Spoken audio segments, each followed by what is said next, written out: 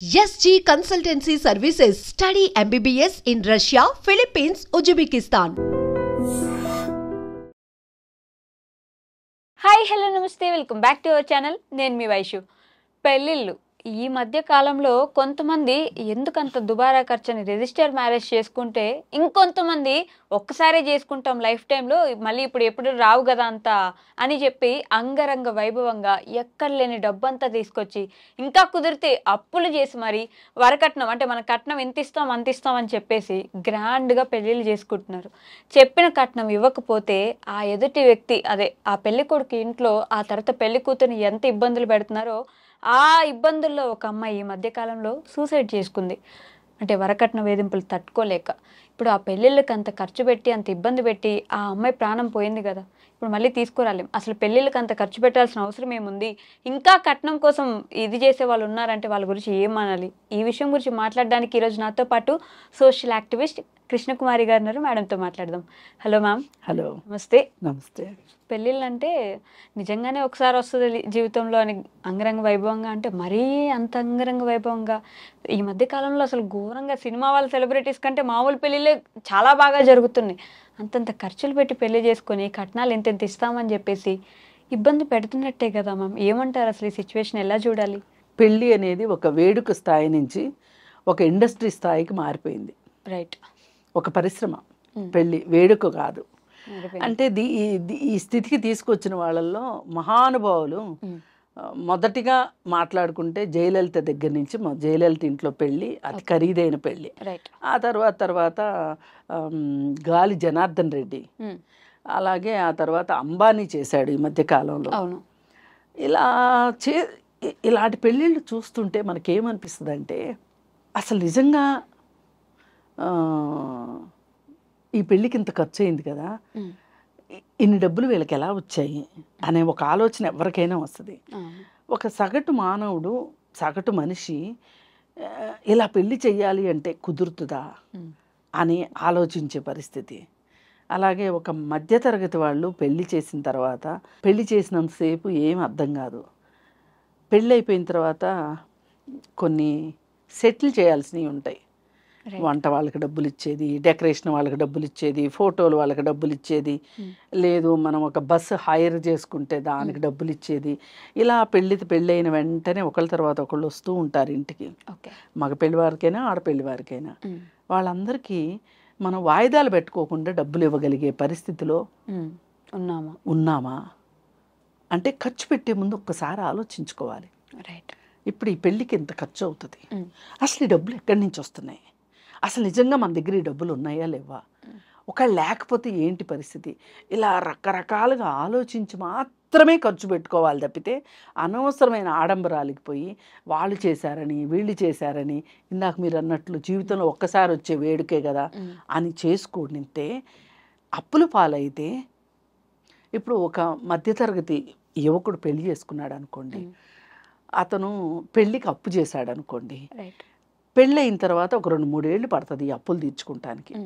ఈలోపు పిల్లలు వచ్చేస్తారు. ఈ పిల్లలు డెలివరీ ఖర్చులు, ఆ ఖర్చులు, ఈ ఖర్చులు, వాళ్ళకి ఒంట్లో బాగోలేక ఆ పుట్టిన దగ్గర నుంచి ఖర్చు, అది అయిపోయిన తర్వాత స్కూల్లో వేసేదానికి ఖర్చు. ఇప్పుడు వీడు ఈ పెళ్లి కోసం చేసిన అప్పు తీర్చేలోపు ఈ పిల్లలు ఎదిగొస్తూ ఉంటారు, స్కూల్కి వెళ్ళే వయసు వస్తుంది. ఇప్పుడు స్కూల్కి వెళ్ళే వయసు వచ్చింది అంటే పిల్లల్ని ఇవాళ నేను చదువుకోలేదు కాబట్టి నా పిల్లల్ని బాగా చదివించుకోవాలి, ఆ చదువు కోసం కష్టపడటం అంటే జీవితం అంతా ఖర్చు పెట్టాల్సి రావడము, ఆ ఖర్చుల కోసం అప్పులు చేయడము, ఆ అప్పులు తీర్చుకోవడంతోనే జీవితం అంతా గడిచిపోతుంది.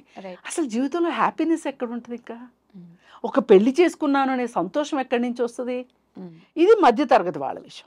ఇంకా కొంచెం ఎగువ మధ్యతరగతి వాళ్ళు అనుకోండి, వాళ్ళు కూడా డబ్బులు ఊరికే రావు అని ఆయన చెప్తుంటాడు కదా, లలితా జ్యువెలర్స్ ఆయన చెప్పినట్టు, ఏదో స్థలమో పొలమో ఏదో ఒకటి అమ్మితేనో, లేకపోతే తండ్రి రిటైర్ అయితే రిటైర్మెంట్ బెనిఫిట్స్, లేకపోతే ఏవో ఆ డబ్బులు ఖర్చు పెట్టి పెళ్ళిళ్ళు చేయాల్సిందే. కానీ మామూలు వాళ్ళు అంటే బ్యాంకులకి డబ్బులు ఎగ్గొట్టేవాళ్ళు, గాలి జనార్దన్ రెడ్డి లాగా దొంగ కాంట్రాక్టులు చేసి డబ్బులు సంపాదించేవాళ్ళు, లేదు జయలలిత లాగా అధికారంతో, రాజకీయ అధికారంతో అవినీతికి పాల్పడి అవినీతి డబ్బులు, లేకపోతే అంబానీ లాంటి వాళ్ళు ప్రభుత్వాలకి కొమ్ముగాసి అక్రమ మార్గాల ద్వారా డబ్బులు సంపాదించే వాళ్ళు ఖర్చు పెట్టగలుగుతారు, కానీ మామూలు వాళ్ళు ఖర్చు పెట్టలేరు కదా. అయినా కానీ వీళ్ళు ఏం చేస్తారు అంటే వాళ్ళ చుట్టాల్లో ఒక స్థాయి మనుషులు చూసుకుంటారు, చూసుకుని మొన్న వాళ్ళు చేశారు కదా దానికంటే బాగా చేయాలి, ఆ పెళ్లిలో వాళ్ళు 25 రకాలు పెట్టారు, మనం 30 రకాలు పెట్టాలి, వాళ్ళు డెకరేషన్కి 5 లక్షలు ఖర్చు పెట్టారు, మనం 7 లక్షలు ఖర్చు పెట్టాలి, వాళ్ళకంటే కొంచెం ఎక్కువ చేయాలి.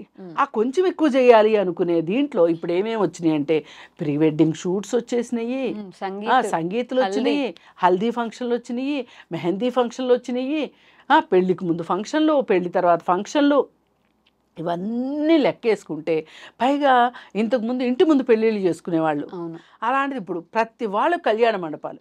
ఇప్పుడు ఇంకా కళ్యాణ మండపాలు కూడా బోర్ వచ్చేసేసి డెస్టినేషన్ వెడ్డింగ్స్, అలాగే ఫామ్ హౌస్ల్లో పెళ్ళిళ్ళు, ఒక ఇల్లుని రెంట్కి తీసేసుకోవటం, ఓ 15 రోజుల పాటు ఒక ఫామ్ హౌస్ని, ఆ ఫామ్ హౌస్లోనే పెళ్లి చేయడము, ఇవన్నీ నిజంగా అందరూ డబ్బులుండే చేస్తున్నారా అంటే ఉద్యోగస్తులు అయితే పర్సనల్ లోన్లు పెట్టి పెళ్ళిళ్ళు చేసుకుంటున్నారు. మళ్ళీ ఈ పర్సనల్ లోను తీర్చడం కోసం నెలకింత అని చెప్పి కట్టుకోవాల్సి వస్తుంది, ఇన్స్టాల్మెంట్ పే చేయాల్సి వస్తుంది. ఎవ్వరూ హ్యాపీగా లేరు ఈ పెళ్ళిళ్ళతోటి. పోని ఇంత ఖర్చు పెట్టి వీళ్ళు ఏమైనా హ్యాపీగా ఉన్నారా అంటే అది లేదు. అప్పులు తీర్చాలిగా, అప్పులు తీర్చడం ఒక సంగతి, అసలు వీళ్ళకి అహాలు అహంకారాలు, వీళ్ళకి కంపాటబిలిటీ లేకపోవటాలు. ఇప్పుడు పెళ్ళికి ఇంత ఖర్చు పెట్టాలనుకుంటారు కదా, అసలు ఈ ఇద్దరు పెళ్ళికి పనికొచ్చే మెటీరియల్స్ అవునా కాదా అనేది ఎవరు చూడరు. ప్రీ మ్యారిటల్ కౌన్సిలింగ్ తీసుకోండి, అసలు మీరు ఈ పెళ్ళికి సెట్ అవుతారా లేదా, జాతకాలు కలుస్తున్నాయా లేదా అనేది కాదు, ఇవాళ కలవాల్సినవి రెండే, హెల్త్ పరంగా ఇద్దరు బాగున్నారా లేదా, అబద్ధాలు లేకుండా ఈ పెళ్లి జరుగుతుందా లేదా, అలాగే వీళ్ళిద్దరు మనస్తత్వాలు కలుస్తాయా లేదా అనేది ఈ 3 చూడాలి. ఆ అబ్బాయి ఉద్యోగం చేస్తున్నాడు అంటే ఖచ్చితంగా పే స్లిప్లు చూపించాల్సిందే, అలాగే ఆరోగ్యం బాగుందా లేదా అంటే హెల్త్ టెస్టులు చేయించుకోవాల్సిందే. ఇవన్నీ అంటే అమ్మాయికి మినహాయింపులు ఉన్నాయని కాదు, అమ్మాయి ఉద్యోగం చేస్తుంటే కూడా అమ్మాయి పే స్లిప్లు చూపించాల్సిందే, అలాగే ఈ అమ్మాయి హెల్త్ రికార్డు ఇవ్వాల్సిందే, అలాగే వీళ్ళిద్దరూ కలిసి ప్రీ మ్యారిటల్ కౌన్సిలింగ్కి వెళ్ళాల్సిందే. అయితే అప్పుడు అది పెళ్ళికి ఒక క్వాలిఫికేషను, అంతేగాని ఇవన్నీ వదిలేసి పెళ్ళికి ముందే ప్రీ వెడ్డింగ్ షూట్స్, అలాగే అవి శృతి మించి శృంగార యాత్రలు అయిపోవడము, ఇవన్నీ మనం చూస్తున్నాం. ఈ పెళ్ళిళ్ళలో ఆ పెళ్ళి జరిగే విధానం కూడా చాలా దరిద్రంగా చేసేసారు. ఇవాళ అసలు ఫోటోగ్రాఫర్లే పెళ్ళిళ్ళు చేసేస్తున్నారు, పంతుళ్ళు చేసే పెళ్లి కన్నా ఫోటోగ్రాఫర్లు చేసే పెళ్ళిళ్ళే ఎక్కువసేపు అవుతున్నాయి. అయితే ఇంత చేసిన తర్వాత వీళ్ళు బాగుంటున్నారా లేదా, ఇప్పుడు ఈ మహారాష్ట్రలో ఈ తాజా ఉదంతం ఇక్కడి నుంచే మొదలైంది. ఏంటి, మార్వాడి మండలి వాళ్ళు ఒక డెసిషన్ తీసుకున్నారు, ఎవ్వరూ కూడా ఖరీదైన పెళ్ళిళ్ళు చెయ్యొద్దు, పెళ్ళిళ్ళ కోసం డబ్బులు ఖర్చు పెట్టొద్దు, దుబారా చెయ్యొద్దు, ఆడంబరాలకు పోవద్దు, ఒక్కవేళ ఎవరన్నా అలా చేస్తే గనక మిమ్మల్ని ఆ మహారాష్ట్ర మండలి దగ్గర నుంచి మిమ్మల్ని పక్కన పెట్టేస్తాము అని చెప్పి ఈ నిర్ణయం తీసుకోవడానికి ఒక కారణం ఏంటి అంటే, ఈ రీసెంట్గా ఒక అమ్మాయికి పెళ్లి చేస్తే ఆ అమ్మాయి వరకట్న వేధింపులకి అలాగే అత్తింటి ఆరళ్ళకి తట్టుకోలేక ఆ అమ్మాయి సూసైడ్ చేసుకుని చనిపోయింది.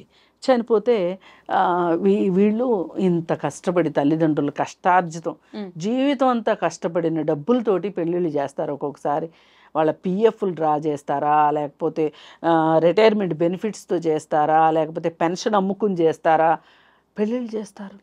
అలాగే ఎంత కొంత పొలం ఉంటే పొలం అమ్మి చేస్తారు, ఇవన్నీ చేస్తారు. ఈ పెళ్లి చేయడం ఒక ఎత్తు, కానుకలు ఇవ్వడం ఒక ఎత్తు, కట్నాలు ఇవ్వడం ఒక ఎత్తు. మళ్ళీ అలాగే మగ పెళ్ళి వాళ్ళకి లాంఛనాలని వాళ్ళకి మర్యాదలు చేయటం కోసం అని చెప్పి దానికి డబ్బులు ఖర్చులు, ఇలా రకరకాలుగా ఖర్చులు పెట్టేయటం వల్ల అప్పుల పాలైపోతున్నారు. తీరా ఇంత చేసి అప్పుల పాలైతే అయిపోయాము, మన అమ్మాయి సంతోషం కోసం కదా మనం చేసాము అనుకుంటే అమ్మాయి కూడా సంతోషంగా లేదనుకోండి, ఇంక వీళ్ళు ఇంత చేసి ఉపయోగం ఏంటి చెప్పండి. ఇలా జరుగుతున్నాయి అన్నమాట. సంతోషంగా లేకపోవడం ఏంటి, అమ్మాయే లేదు, అమ్మాయి లేదు, అమ్మాయి లేకపోవడం తర్వాత ఫేజు. ఫస్ట్ అమ్మాయి సంతోషంగా లేదు. ఈ సంతోషంగా లేకపోయిన తరువాత ఏం జరుగుతుంది అంటే అది విడాకులు అవుతాయా, ఆత్మహత్య అవుతుందా, రెండిట్లో ఏదో ఒకటి అవుతుంది కదా, లేదు ఆ బాధలు భరించుకుంటూ ఉంటుందా. ఇవన్నీ చూసి అసలు కనీసం ఒక అమ్మాయికి పెళ్లి చేసిన తర్వాత ఆ పెళ్లి గనక ఫెయిల్ అయితే గనక, ఈ పెళ్ళికి ఎక్కువ డబ్బులు ఖర్చు పెట్టకపోతే గనక ఆ డబ్బులు ఆ అమ్మాయికి ఏదన్నా స్వయం ఉపాధికో లేకపోతే దేనికో ఆ అమ్మాయికి ఒక జీవనాధారానికో ఆ డబ్బులు ఉపయోగించారనుకోండి, పెళ్లి వల్ల నష్టం జరిగినా కానీ ఈ డబ్బు ఉంటే ఎంతో కొంత ఆ అమ్మాయికి ఉపయోగకరంగా ఉంటుంది కదా అని ఆలోచించడం జరిగింది అని అనిపిస్తుంది. నిజంగా చాలా మంచి ఆలోచన. దీన్ని దేశంలో అందరూ ఫాలో అవ్వాలని చెప్పి కోరుకుందాము. చెడులోంచి మంచి చూడటం అంటే ఇదే. Right. Thank you so much. నమస్తే.